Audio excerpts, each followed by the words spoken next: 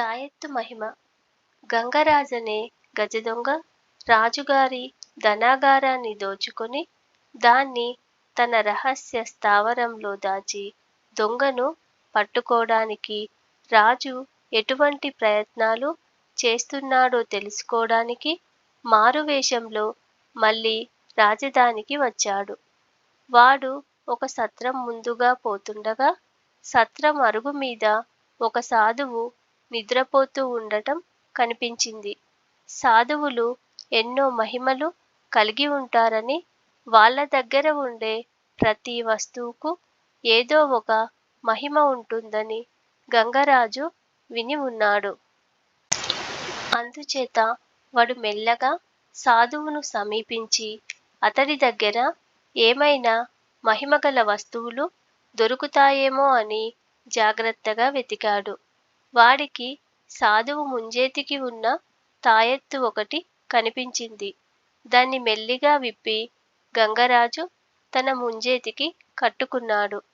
ఆ వెంటనే వాడు, గజదొంగ గంగరాజును నేనే, రాజుగారి ధనాగారాన్ని దోచుకున్నది కూడా నేనే అని అరిచాడు.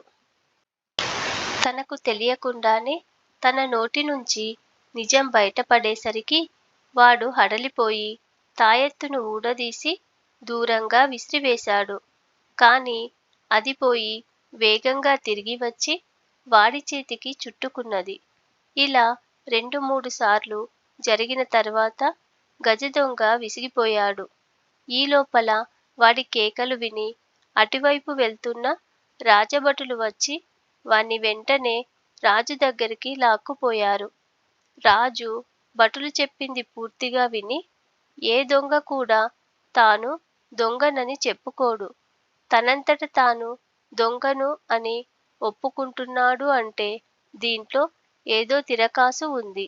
అయినా వీడి స్థావరానికి వెళ్ళి చూసిరండి. వీడు అబద్ధం చెప్పి ఉంటే తల కొట్టించి కోటగుమ్మానికి వేలాడదీయిస్తాను అన్నాడు. భటులు గంగరాజుతో వాడి స్థావరానికి వెళ్ళి వాడు దోచుకుపోయిన ధనంతో తిరిగి వచ్చారు. రాజు ఆశ్చర్యపడి, వీడు గజదొంగ గంగరాజు అనే దాంట్లో ఎటువంటి సందేహం లేదు. అయితే వీడు నిజం చెప్పడంలో ఏదో కిటుకున్నది. అది బయటపడేంత వరకు వీడిని ఖైదులో ఉంచండి అన్నాడు. ఆ రాత్రి గంగరాజు కారాగారానికి కాపలా ఉన్న భటుడితో మెల్లిగా మాటలు కలిపి తన చేతికి చుట్టుకొని ఉన్న తాయెత్తును భటుడికి చూపిస్తూ, ఈ తాయెత్తు గొప్ప మహిమలు కలది. ఒకసారి కట్టుకొని చూడు. దీని సంగతి నీకే తెలుస్తుంది అన్నాడు. భటుడు తాయెత్తు కట్టుకుని వెంటనే, కాపలా సమయంలో నేను నిద్రపోతుంటాను. అయినా ఎవరు నేను నిద్రపోతున్నట్లు తెలుసుకోలేరు. దానికి కారణం నేను కళ్ళు తెరుచుకునే గాఢ నిద్రపోగలను అన్నాడు. భటుడి రహస్యం తెలుసుకున్న గంగరాజు ఒక రాత్రి వేళ కారాగారం తలుపు చువ్వలు విరిచి పారిపోయాడు. తెల్లవారాక జరిగింది తెలుసుకున్న కాపలా భటుడు రాజు దగ్గరకు పోయి, గజదొంగ గంగరాజు పారిపోయాడు. ఆ పారిపోయింది నా వల్లనే అని తప్పు ఒప్పుకున్నాడు.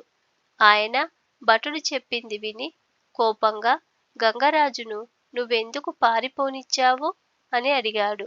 ప్రభూ, వాడిచ్చిన తాయెత్తు వల్ల నా మనసులో ఉన్న రహస్యం వెంటనే బయట పెట్టేశాను అని భటుడు తన చేతికి ఉన్న తాయెత్తును ఊడదీసి రాజుకు ఇచ్చాడు.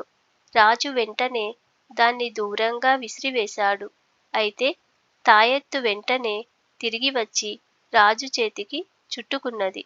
ఇంకొకరు తీసుకోనిదే అది వదలదని తెలుసుకున్న రాజు ఒక రోజుపాటు దాన్ని తన వద్దనే ఉంచుకొని తన మీద ప్రజలకు, ప్రభుత్వోద్యోగులకు ఎలాంటి అభిప్రాయం ఉన్నదో తెలుసుకోదలిచాడు.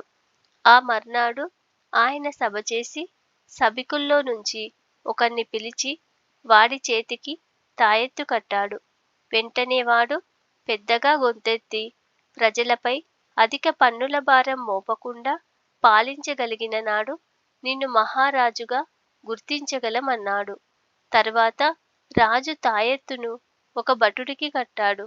వాడు చాలీ చాలని వేతనమిచ్చి గొడ్డు చాకిరీ చేయిస్తున్న ఈ రాజంటే పరమద్వేషం అన్నాడు. చివరకు సేనాపతి తాయెత్తు కట్టుకొని విలాసవంతమైన రాజు జీవితం అంటే నాకెంతో ఇష్టం. ఏ సింహాసనమైనా అధిష్ఠించగలిగే అదృష్టం ఉంటే ఎంత బాగుంటుంది అన్నాడు. ఈ సంఘటనతో రాజుకు మనసు చెడి ఆ రాత్రి నిద్ర పట్టలేదు. ప్రజాక్షేమం కోసం తానెన్నో మంచి పనులు చేసినప్పటికీ ఉద్యోగులకు నమ్మకంగా మెలిగే సేనాపతికి కూడా ఏదో ఒక కారణంగా తనంటే ద్వేషమే. వీళ్ళన తనింతకాలంగా నమ్ముతూ వస్తున్నది అని ఆయన రాత్రంతా బాధపడుతూ గడిపాడు. తెల్లవారగానే ఆయన మంత్రికి కబురు పంపి జరిగింది చెప్పి నాకెందువలనో రాజ్యపాలన పట్ల విరక్తి కలుగుతున్నది అని చెప్పాడు. మంత్రి చిరునవ్వు నవ్వి, ప్రభూ, దీనికంతకు ఆ తంపులమారి తాయెత్తు కారణం. మీరు మనుషుల్లో మర్మం ఒడ్డున ఉండి నీళ్ల లోతు తెలుసుకోవాలనుకోవడం పెద్ద పొరపాటు. ముందు మీరా తాయెత్తును వదిలించుకోండి, తర్వాత వాటంతటవే చక్కబడతాయి అన్నాడు. రాజుకు ఈ సలహా నచ్చి కొలువులో ఉన్న వాళ్ళనొక్కొక్కర్ని ఆ తాయెత్తు తీసుకోమని అడిగాడు.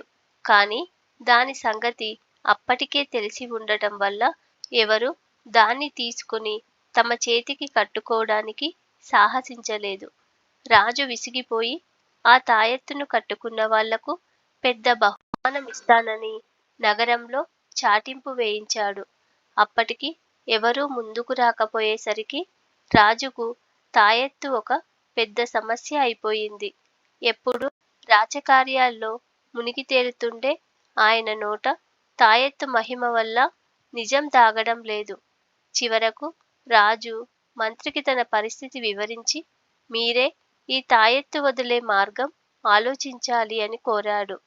మంత్రి అందుకు రాజు నుంచి 3 రోజులు గడువు తీసుకొని వెళ్ళిపోయాడు.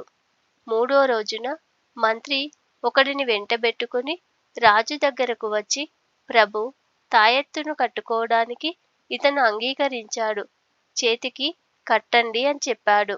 రాజు తాయెత్తును వాడి చేతికి కట్టి ఏం మాట్లాడతాడో అని ఎదురు చూశాడు. కాని వాడెంతకూ మాట్లాడకపోయేసరికి ఆయన ఇస్తానని చాటింపు వేయించిన బహుమతిని వాడికిస్తూ, ఇంతవరకు తాయెత్తు కట్టుకోగానే నిజం మాట్లాడే వాళ్ళను చూశాను. మీరెవరో మహానుభావుల్లా ఉన్నారు. అందువల్లనే ఈ తాయెత్తు మహిమ మిమ్మల్నేమీ చేయలేకపోయింది అన్నాడు. అందుకు మంత్రి చిన్నగా నవ్వి, ప్రభూ, ఇతనే మహానుభావుడు కాదు, మూగవాడు. ఇతనికి తప్ప ఈ రాజ్యంలో తాయెత్తును కట్టుకునే ధైర్యం మరెవరికీ లేదు అన్నాడు.